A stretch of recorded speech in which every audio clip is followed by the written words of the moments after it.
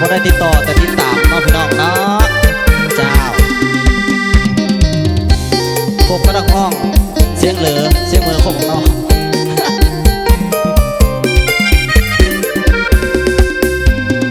เลืองปานกิมินอายบอกกินข้าวปาน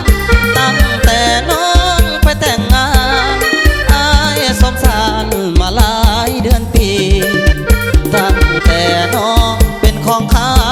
อายกินแต่เหล้านับวันเดือนปีหากกะหากบ่เลิกบ่หนีหักคนดีอย่าเหมือนนิทานปานคุณรู้นางอัวเจ้าเอาผัวอายยังหำหอนคิดทอดบางส่วงบางตอนใจหำหอนทุกวันเวลาสิขายก็ยอมตายคือมากลายแต่เดนานดาเจ้าเอาผัวก็ยังของเธอสวรรค์บนฟ้า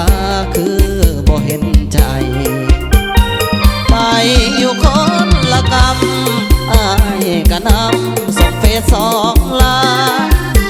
บ่ได้ที่ต้องเงียบหายแต่ว่าตัวอายติดตามคนดีติดตามทุกความเคลื่อนไหวติดต่อบ่ได้สิทธิ์อายบ่มีหากกะหากบ่เลิกบ่หนีหักคนดีบ่มีไผปาน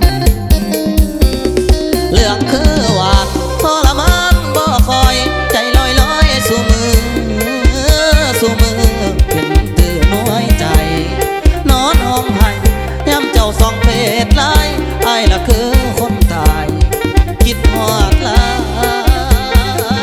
ยแต่นางน้องขออนุญาตทางอาจารย์ศรีมณีไซเดอร์และอาจารย์สุริยาผลงานเพลงก่อนลำดังเลยถือว่าเป็นผลงานเพลงก่อนลำที่ดังมาแรงที่สุดในตอนนี้เนาะ